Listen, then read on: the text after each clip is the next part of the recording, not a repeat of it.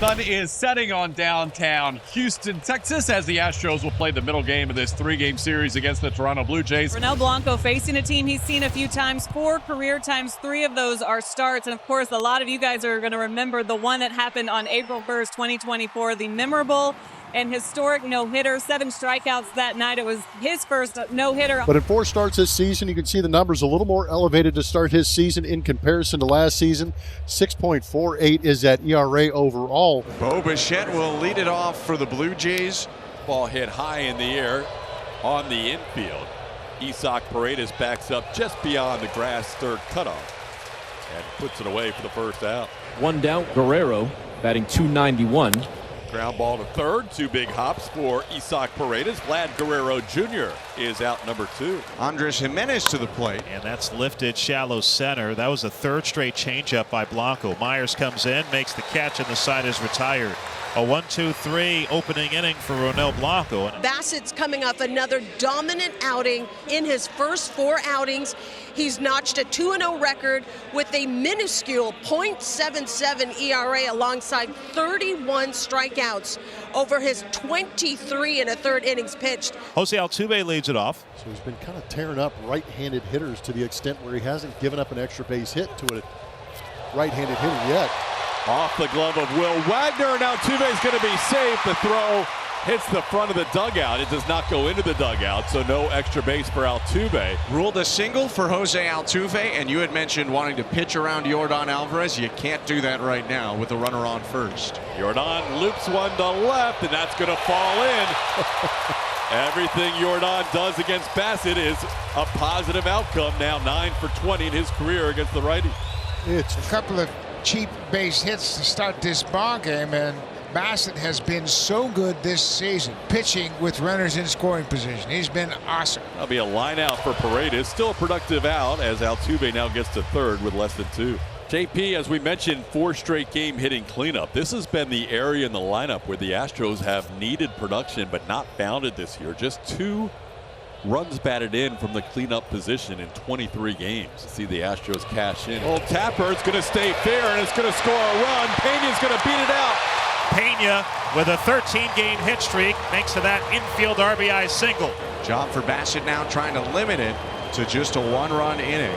Tough luck for him in the bottom of the first. He'll go up against Christian Walker, who steps up to the plate. Towards the middle, off the bat. How about it? That's going to score a run. In comes Alvarez. Christian Walker, an RBI single that hits second base, and it's 2-0 Houston. That thing's hit really hard in this inning, and the Astros have scored 2 runs. Now it's up to Brendan Rodgers. And Rodgers sends this one to left. Should be deep enough to score Pena with Jeremy's speed. No chance, you would think, for Roden. Makes the throw home anyhow. And the Astros add another run on the Brendan Rodgers sacrifice fly. It is 3-0. Could probably argue that the 2 outs are both the best contact of the inning. A line out to right field and a fly out to left. 2 infield hits. 1 ground ball off the bag at second base and a flared single to left. Line right side and caught just above the grass by Jimenez. He'll throw to first to be safe, but that will do it for the first inning. So 1 out, nobody on for catcher Alejandro Kirk. This one towards the hole. Kirk running, so Pena's got a shot. Wow. Oh, he got him by 4 steps. From the hole with a jump throw. JP3 getting it done. Welcome back. Chris Bassett and Max Scherzer have a combined almost 30 years of major league experience under their belts, but that hasn't stopped them from continuing to get better with age. We're always evolving, Scherzer said, and always learning something new each and every year. Now, Scherzer has noticed that Bassett has added to his arsenal since the 2 were Mets teammates in 2022. Scherzer pointed out the addition of the splitter has opened up a lot of doors for Bassett and has made his other pitches play better. First start of the series for Lucas was on the bench yesterday. Swing and a deep drive, right field. Cam Smith going back at the wall. See you later. A solo homer for Nathan Lucas, his first of the season, and the Blue Jays are on the board.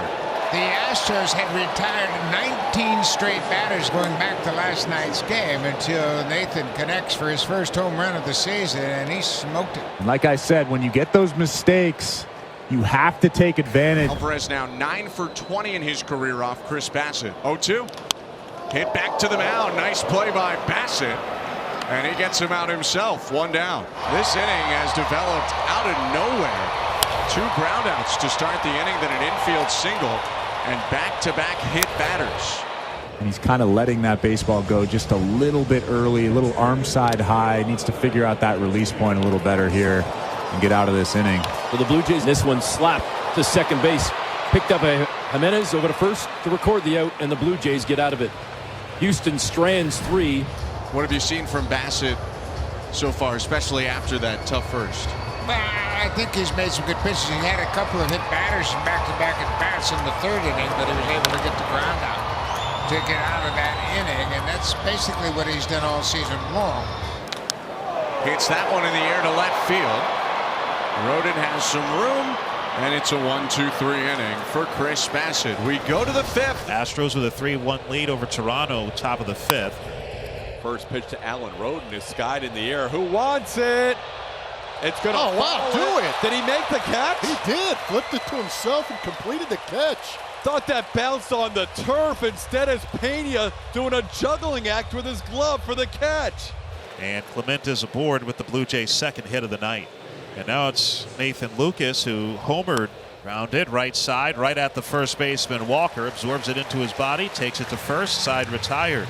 So Blanco works around the 2-out hit, and after 4.5 at Dyken Park. But here he is through 5 innings with 2 hits and 1 walk allowed and 1 run. This is going to be a tough play for Paredes on the move, and he makes the play. Isaac Paredes continues to play excellent defense at third as he gets Bo Bichette for the first out. Ronel Blanco has pitched well tonight. His team leading 3-1. Guerrero powers the ball right field and deep. Smith going back, and that ball is foul. Swing and a miss. Got him on a slider away. Guerrero slams his bat down in frustration as he goes back to the third base dugout.